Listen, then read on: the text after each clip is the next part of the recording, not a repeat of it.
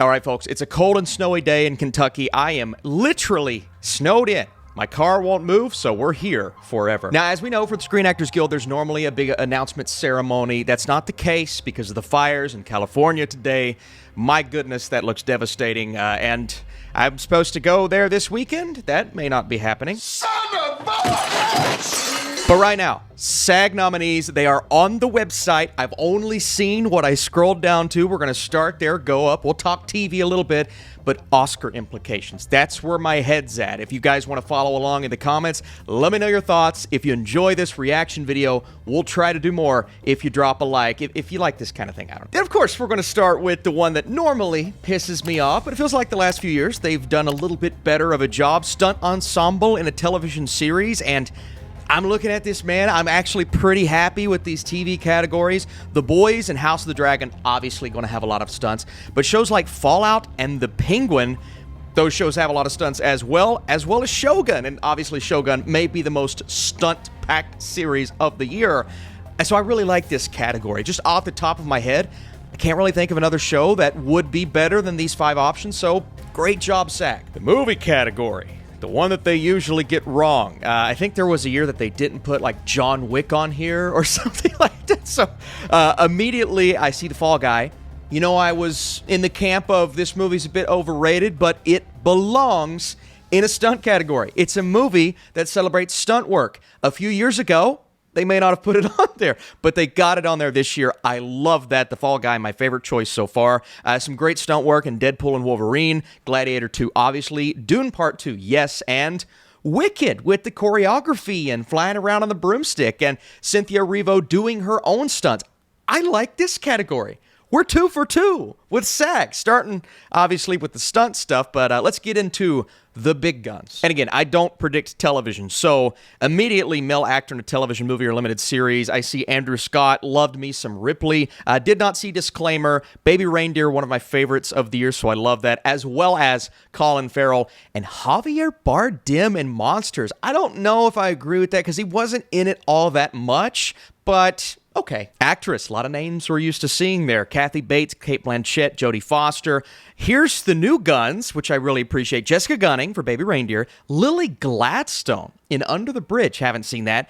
And Kristen Milioti for The Penguin. This is awesome. That tells me The Penguin is going to continue to rack up. But, man, her performance is one that I was in love with. Thought she did a wonderful job, so this is really cool. All right, comedy series, which is right now known as the Jeremy Allen White Award, even though I thought this season of The Bear maybe wasn't as good, but Adam Brody, Nobody Wants This. Love seeing that. 2 of my favorite shows of the year, Nobody Wants This and A Man on the Inside with Ted Danson. I love that both of these shows are getting represented in this category. Harrison Ford in Shrinking, I have yet to see this season, but everybody said he's phenomenal. And Martin Short. Okay. Female actor Ayo Edebiri, Jean Smart, and Hacks, the 2 obvious ones. We've got representation from Abbott Elementary, The Bear, and Nobody Wants This Again, Kristen Bell. Man, I'm loving, as an avid fan of that series, I'm loving this. And, of course, Ensemble in a comedy series. Man, I really wanted to see both of those shows that I just talked about. Nobody Wants This, A Man on the Inside.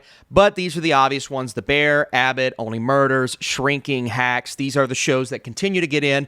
Again, I need to catch up on Shrinking. Everyone says that show is wonderful. Drama series. We got 2 from Shogun here. Gary Oldman in Slow Horses. Jeff Bridges in The Old Man. And Eddie Redmayne, Day of the Jackal. The Day of the Jackal is a great show.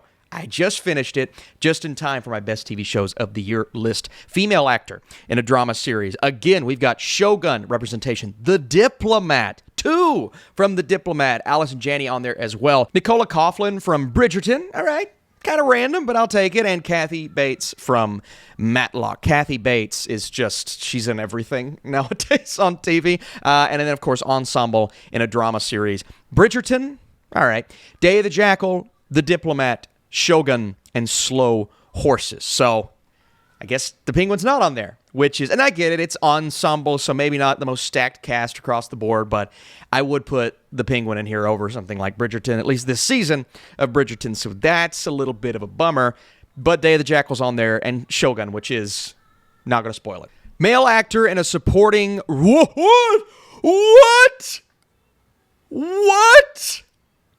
Hold on. Hold the phone. That's what I'm doing. Speaking of phone, let me tweet. This is I have to tweet. Ashton, it's called X. It's not even tweet. Shut up. No Guy Pearce. That's not a good sign for The Brutalist. Probably not getting ensemble, which I didn't expect it to. That never felt like a film that was getting ensemble. But now its chances are 0. I guarantee Domingo still gets in. If he doesn't, we have a big problem. No Denzel Washington, which, again, say what you will about Gladiator 2. I thought he was incredible. That's shocking. So I'd say Yura Borisov from Honora is kind of taking that slot. But no Jeremy Macklin. Folks, I'm officially worried, big time, for Macklin. This was Sing Sing's opportunity to rebound. Now that he didn't get in, I don't think Sing Sing gets in for ensemble. So big trouble for that 9-10 slot for Best Picture right now. Sing Sing is in big trouble. Now, The Brutalist as a movie is not in trouble, but its Best Picture chances... is it still the front runner? I don't know. If Honora gets back into ensemble here and has a bit of a rebound, maybe Honora's chances just picked right back up. But solely looking at this, the movie with the biggest win, just based on this category, first of all, The Apprentice. So Jeremy Strong from The Apprentice. Oh, what? I haven't even talked about that yet. The Apprentice showing up. That's huge in itself. And then Jonathan Bailey from Wicked. Wicked is now, it's crawling. It's climbing. I don't know what this means as a whole, as its chances to play spoiler for The Brutalist, because I still feel like The Brutalist is on top. But Emilia Perez obviously right there. And now Wicked. I mean, let's see if Wicked does get ensemble. Now, I think a lot of it's going to gauge my enthusiasm here is Selena Gomez. Does she get in for female supporting actor here in just a second? Now, if she gets in, Emilia Perez has the best opportunity to play spoiler with Wicked right behind it, man, because Jonathan Bailey being in there. And what does this mean for The Apprentice? We'll see if you know who gets a slot. All right. We're scrolling. Oh, my goodness, man. So much to talk about, so much to cover. Female actor in a supporting... What? Jamie Lee Curtis? What? What? Oh? And Monica Barbaro for a complete unknown. What is happening? What is happening? Right? This is pure insanity. So no Selena Gomez. That's kind of not working in Emilia Perez's favor, but The Last Showgirl. So Pam Anderson's getting in then, right? She's got to get actress at this point. Man, is this... Now, again, we tend to overreact with every single award show and awards body, as I did with the Golden Globes, saying The Brutalist is back on top and Emilia Perez right behind it. But am I overlooking Wicked? Like, you got a massive surprise nomination with Jonathan Bailey. If Ariana Grande wins this, and she wins this weekend with Critics' Choice, things may be shifting in her favor, right? I was saying Zoe Saldana. I mean, that was a huge win, but is this year's Oscars going to be more of a Globes Oscars, which we saw last year, or is it going to be more of a SAG Oscars, right? This is a complete shock. Also, speaking of complete, a complete unknown getting in here. Like, this spells well for its chances to snag something. Does this maybe push things in Timothée Chalamet's favor? I don't know, right? I still think Adrian Brody is kind of the top dog here, but I don't think it's going to show up in ensemble. I never really did. And obviously, I think Sing Sing with Clarence Macklin getting snubbed is going to be just kicked out today. So what does that mean for its chances? But it's starting to look like Emilia Perez versus Wicked in the SAG race. That's really what it's feeling like, or a complete unknown. But I don't think it goes in that direction. I'm shocked right now. I'm processing this in real time. Here we go. Okay, so no Sebastian Stan off the bat. This is as expected. Oh my God. Finds Domingo, Craig. Yes. Sing Sing gets something, but again, it's not getting ensemble, so that's not really good for it. And this is The Brutalist's only, I can't believe Guy Pearce didn't get in, guys. This is The Brutalist's only SAG nom. I was really championing The Brutalist as a favorite a couple of days ago, but as we know, with new information, your brain shifts, your mind shifts. We're allowed to kind of shift our mindset. And boy, oh boy, this is the most unpredictable award season. And I followed these closely. Every year, it's an emphasis on this channel. The most unpredictable one I have ever seen. Pretends to be shocked. No, I am shocked at what I'm seeing here. This is the least shocking category, but this is the one where my brain's like, all right, Adrian Brody, does he even have a shot? Is it going to be Chalamet? I mean, complete unknown, just getting nomination after nomination. I might have to predict Chalamet here, guys. I mean, and it varies category by category, but a lack of love for the Brutalists across the board. Are we just nominating Adrian Brody because we have to at this point? I don't know. And it's so weird that The Apprentice gets representation in supporting, but not in lead actor. I mean, who would he snub here? Maybe Coleman Domingo for Sing Sing, because Sing Sing's not getting the love, but he's in here. So again, I'm talking too much. I'm sorry. Okay, female actor, and there she is. There she is, Pamela Anderson. Now, I just watched The Last Showgirl recently, fairly recently, and it is pretty good. It's okay. I didn't love the movie. I thought there were really nice decisions, and it's got a solid aesthetic to it. But Pamela Anderson was good. Now, we have been trying to figure out who's going to take that 5th spot for quite some time. And I'm looking at this female actor, both supporting and leading category, and I'm like, where is Fernanda Torres? Where is Angelina Jolie? Torres just won the Golden Globe, obviously, but it's like, what does this mean? Because I thought Pamela Anderson might just be a Globes thing. It's not. It's a Globes thing, and it's a SAG thing. And Fernanda Torres is not here. Here's what I'll say, too, about Wicked. Wicked did super well in the United States. A lot of these international voting bodies, like the Globes specifically, this feels more like a lot of American voters are going to like Wicked a lot, okay? Other films on this list maybe feel like the international voters are going to like it a bit more. So does that work in Wicked's favor with the Screen Actors Guild? I think it does. Because we have to remember, Wicked did super well in the States, played huge with fans, played big with non-fans. The audience scores are through the roof, and Cynthia Erivo Grande and Jonathan Bailey all getting in. They're probably going to get ensemble as well. That plays well in its favor. And so I look at these others. Demi Moore, yes. Mikey Madison, yes. Now, I'm starting to think if Mikey Madison wins the SAG and she kind of does what we expect her and Honora to do at Critics' Choice this weekend, could Honora get back on track and be the movie to beat? It really is. It's a 5-movie race, although I don't feel strongly about Conclave, so a 4-movie race. It's The Brutalist, which I still think is in it, just not looking great here. Honora, Wicked, Amelia Perez. All right, enough. Let's go to the big one here. Let's see what we got.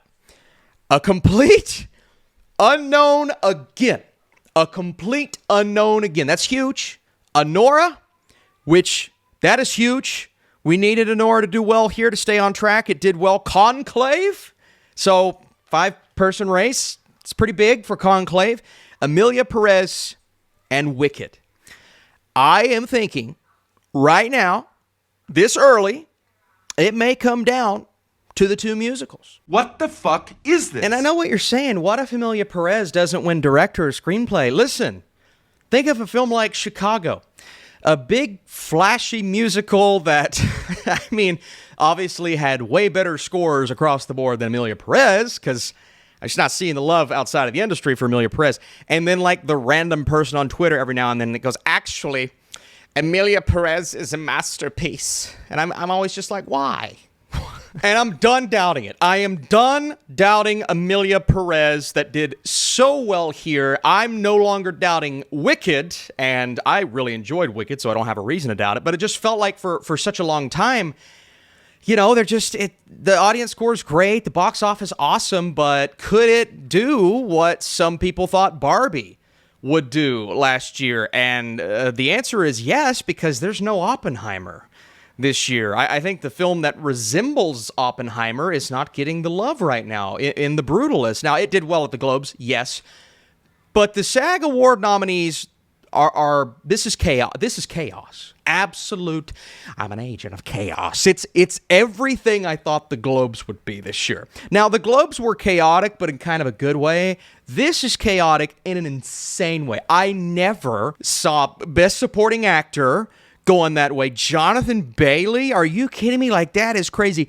And now we've got love for The Last Showgirl, so are we starting to put Pamela Anderson in there? Like, is she going to get that 5th spot? I have no clue. Fernanda Torres just won the Globe, didn't even get a nomination here. That's insane to me. Do I prefer Torres' performance over Pamela Anderson? Yeah, absolutely. I don't mind seeing Anderson in there because I thought she was great in the film, but Jamie Lee Curtis? What? I know she's an industry darling, but what? And didn't she make the BAFTA long list and Pamela Anderson didn't? So do we have to start thinking about Jamie Lee Curtis? Now, I will go and talk about something that I didn't really pay attention to that I do like. Danielle Deadwyler is in there, which is great. I've thought for so long that Deadwyler might be out of this race because she continues to get snubbed left and right, but this is good for her. Now, I don't know if it's good enough to get her into the nominees list, but you see, obviously, with Jamie Lee Curtis in here, there are some open slots. And Monica Barber, where did she come from? Where did she come from? She's great in the film. I love seeing it. I'm happy with it, but what? Here's another thing I want to mention is Yura Borisov, is he second right now? I mean, you could say Edward Norton, because I think Norton may have gotten in a little bit more often than Borisov, but Honora is one of the favorites for Best Picture. For some reason, a complete unknown. It just isn't, right? It's not going to get some of those categories that it needs outside of the acting and Best Picture category. But Borisov may be number 2. Because I look at these others here. Obviously, it's Culkin 1. Jeremy Strong's gotten in there a few times, but I don't know if Jeremy Strong is strong enough, pun intended, to secure an Oscar nomination. But I don't know who would be behind Yura other than Edward Norton. Because it's not Jonathan Bailey. This is the first real love we've seen for Bailey outside of some of the smaller critics groups. So I don't know where this category is going other than Culkin winning it. I don't know where this category is going. I felt great about Deadwyler a month ago. Then I didn't, but now I kind of do. I don't think this does anything for Barbaro in the long run, but it may for Curtis. We'll see what Curtis gets with the BAFTA shortlists. I mean, actor in a leading role is pretty much the only... If Sebastian Stan would have gotten in here, then I would have just thrown all my newspapers up in the air and said, "Oh my God!" So that category's fairly set. But what are we doing with the 5th slot? What's the 5th slot going to be? An actress. I guess leave your predictions down there. We'll talk about it down there. And these are 5 films that are getting nominated for Best Picture, and I genuinely believe 4 of them have a shot to win it. I'm even going to still include Conclave in there.